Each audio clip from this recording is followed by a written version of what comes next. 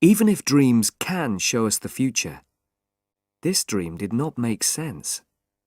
Must I never pass a lorry on a clear road? Can a dream show us the future and give us the opportunity of changing it?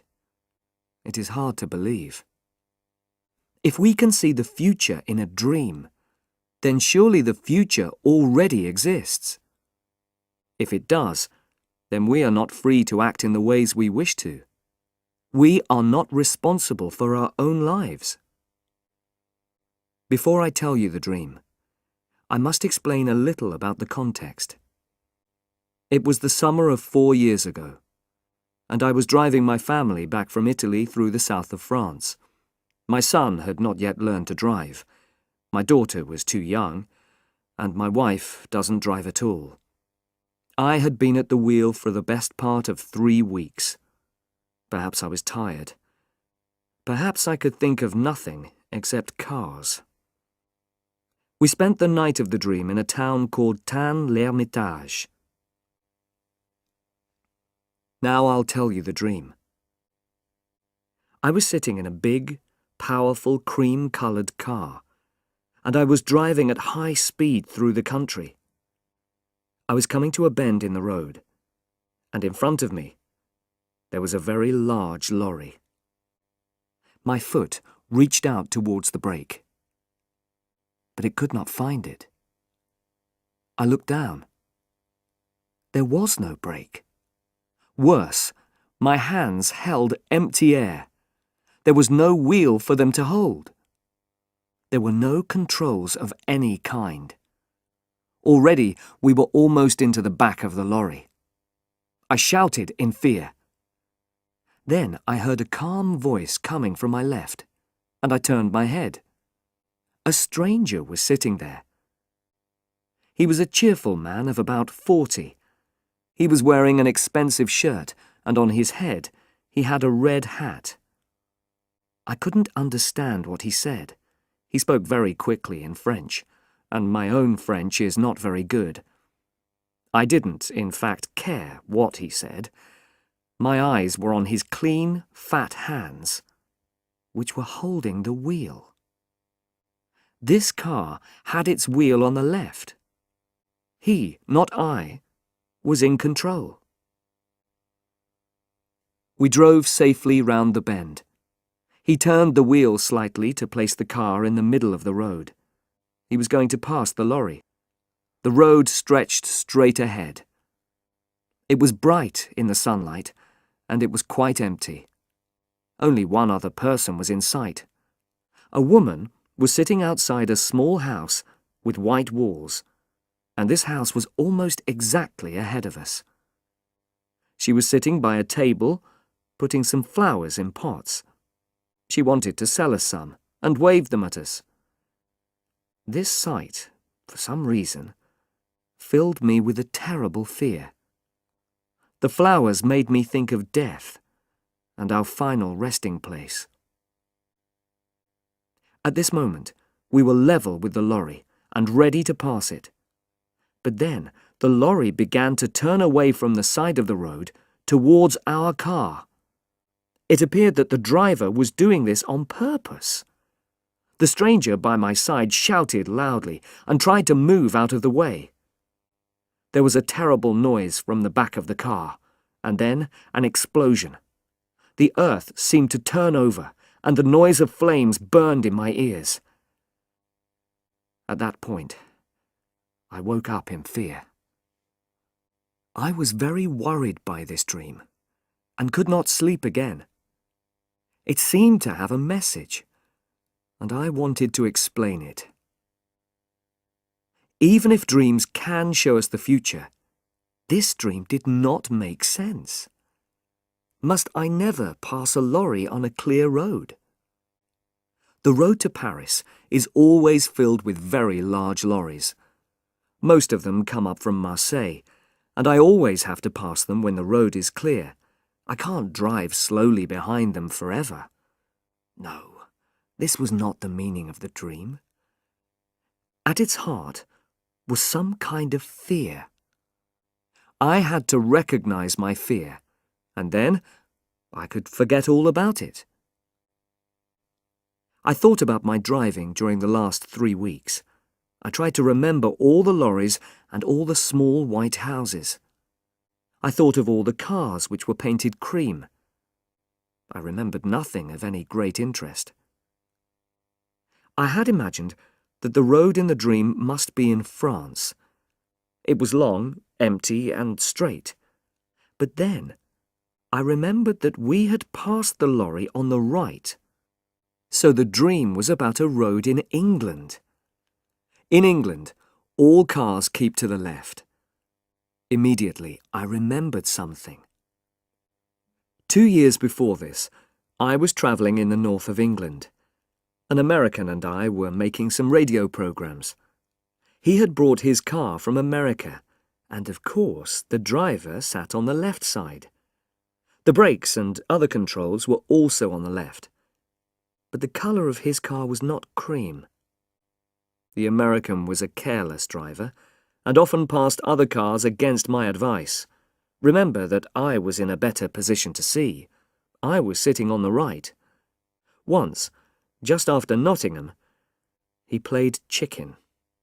You probably know about chicken. It is a game that is played on the roads. It is becoming more and more popular in America because long journeys are often very dull. You just move your car into the middle of the road and stay there. When another car appears, it comes towards you in the middle of the road. The driver who turns away is the chicken. Quite often, neither driver turns away. I expressed my displeasure at this game in language that the American could not fail to understand. We did not play it again, but it had probably left its mark on my mind. So then, when I was asleep, I experienced it all again in a dream. I also remembered something else while I was having breakfast. When we played chicken, it was an uncommonly windy day. We stopped at Chesterfield, and the American bought a hat. It was a black hat, not a red one, but in dreams details are not always exact. After this, I forgot about the dream until the afternoon. The big French lorries often play their own game. They stay in the middle of the road, and you can't pass them. You have to stay behind them. Sometimes you have to follow them for endless kilometres, although the roads are almost completely empty. This afternoon, we were following a large vehicle which was making terrible noises. When I blew my horn, the driver moved to the side of the road. But it was the wrong side. He was driving along on the left instead of keeping to the right. There was enough space on the right for me to pass him, but to do that would be wrong. So I just followed him for a few kilometres, and I told myself not to pass him. I considered the situation from every point of view. I could certainly turn my car more quickly than he could turn his lorry. It was a very big, heavy lorry. Could I perhaps pass him quickly on the right before he could do anything? If he turned to the right, though, he could easily kill us all. He probably wanted a bit of fun, but he might want an accident. If he killed us, nobody would say it was his fault. The law would be on his side. The road ahead was quite empty, and went on for many kilometres. I drove more slowly until some distance separated us. Then I increased my speed as much as I could. I drove towards that empty space beside the lorry. My car was moving at about 110 kilometres an hour. The front of my car was almost level with the back of the lorry. Then I saw something that knocked the breath out of my body. On the grass, beside the road, a woman was sitting outside a small white house with a table of flowers. For the first time in my life, I changed my mind while I was preparing to pass another vehicle. My foot went down hard on the brake. The car rocked from side to side. From behind me, I heard the sound of a horn. Another car was following us at a high speed. I knew its colour before I saw it. It was cream.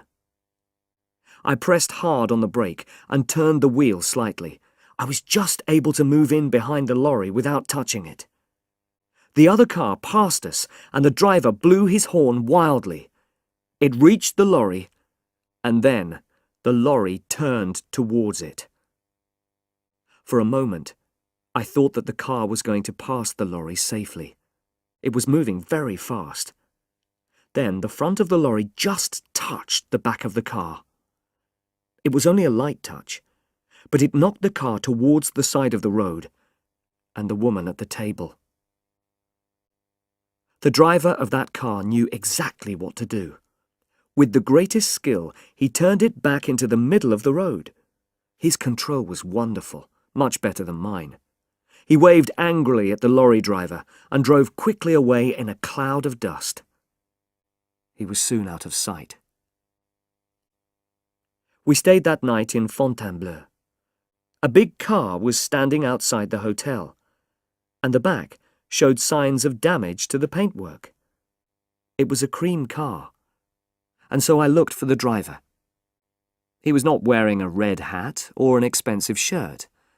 He was a young man from Paris, not like the driver in my dream. He spoke good English, so I asked him if he would like the number of that lorry. I had noticed it, and I was happy to give it to him. But he only laughed. The law won't help you if you pass on the wrong side of the road. To him, the whole thing had been a game. "It tests your skill," he said. "If the car is powerful enough, you can do it. But you couldn't do it. Not in your car." I didn't tell him about my dream, my reason for not passing the lorry. There was no time. He was in a hurry and wanted to reach Paris quickly. It made me think, though. I don't really believe in dreams, of course, but some things saved us all from a terrible death.